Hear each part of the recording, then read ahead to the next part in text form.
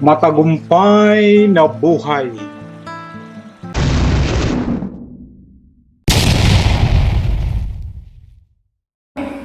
Muling paggising sa liwanag. Kapatid, pasok na po tayo, mag-start na po tayo.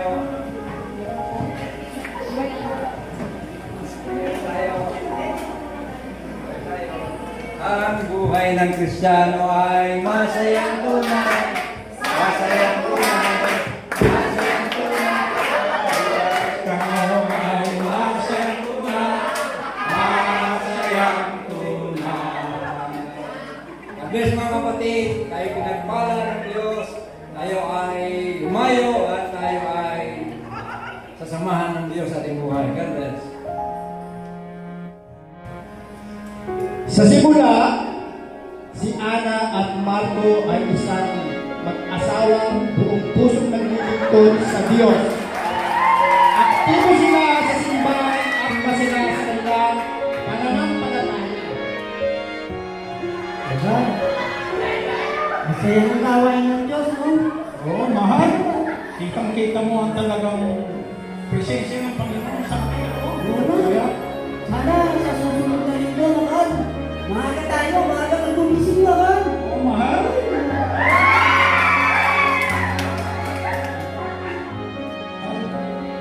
Sasabihin ako sa iyo, Ano yun, mahal? para sa ating mga pamilya, mahal. Magapagod ako.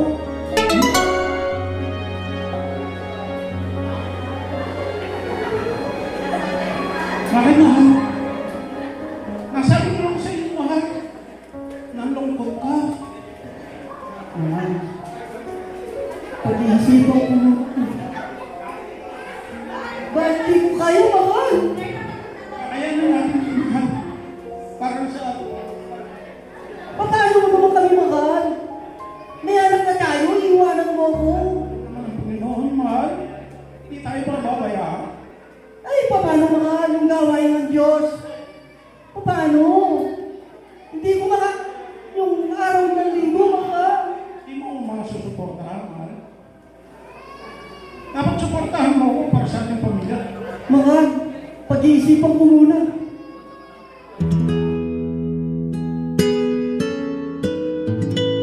O sige, mahal. Napag-isipan ko na. Payag na ako. Payag na ako. Pray na lang tayo, mahal, para O sige. sa ating pamilya.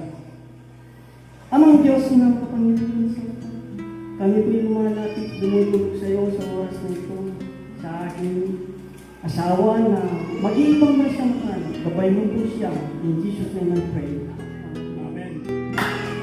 Dumating ang pagkakataon na kailangan umalis si Marco upang magtrabaho sa ibang bansa. Wala ka bang napansin sa gawain ni kanina?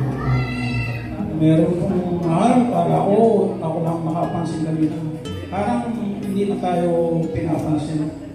Mula nung dumating ako galing sa abroad, malayo, parang malayo sa atin. Kasi mahal, hindi na tayo nakakapag-attend kung wala nang umalis ka. Sana makabalik tayo naman. Kasi nanay ko mo ito eh, mahal. O paano naman? Kung parating na lang ganyan na hindi tayo pinapansin, mahal. Dumating ang isang mabigat na pagsubok sa kanilang pamilya. Mahal. Mahal. Kaya mahal, Nasaan si Miko? ay nasa kanyang kwarto ah. Tingnan mo. Mahal. Bakit? Anong nangyari kay Miko? Miko! Anak ko! Ano mo may Elizabeth? May Bakit nangyari ko? Anak ko! Knock, knock, knock. Tao po, knock, knock. Sa gitna ng problema, naramdaman nila ang kulangan ng kanilang relasyon sa Diyos. Padaan kami ng ating kapatid. Kamusta yung buhay? Ito, Pastor, medyo meron kami pinagkakalan May ganun sa ba? buhay. Asan ba siya? Nandito ang anak namin na si Nico, Pastor. Okay. Kaya, Alam niyo, lahat tayo dumanas ng problema, pero may katutunan ng Diyos. Ang Diyos ay tumutugon. So, punta natin siya, tayo panalangin siya. Okay? Panginoon, salamat po, O Diyos. Sa gitna ng problema, Panginoon, alam po namin, nariyan ka at tumutulong ka sa panalangin.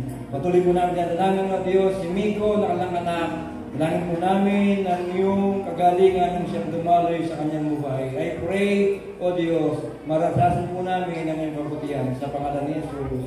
Amen. Amen. God bless mga kapatid. God bless. Asahan natin ng Diyos ay magpapagaling sa atin. Ipinakita ng pastor na ang Diyos ay hindi kailanman lumalayo sa kanyang mga anak.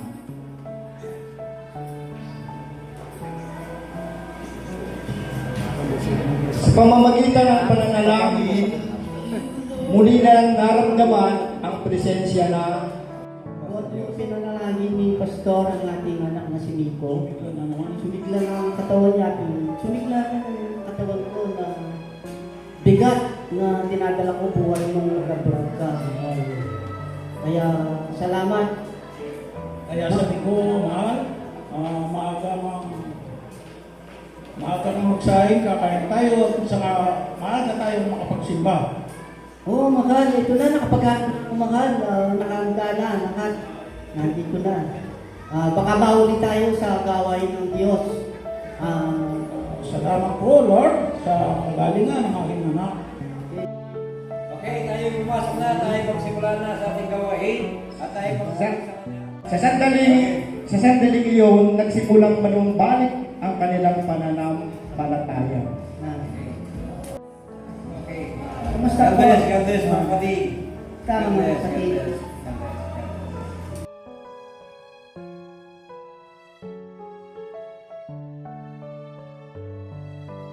Hindi naging hadlang sa kanilang nakaraan upang muling maglingkod sa Diyos. Oh, I love you with the love of the Lord. Yes, I love you with the love of the Lord. I can see in you the glory of the Lord. God bless mga kapatid. Sa ating pong natunghayang drama ay mga araw tayo ng Tuhan. Mga araw mula sa muling paggising sa liwanag. Hindi perfecto ang tao, pero perfecto ang Diyos.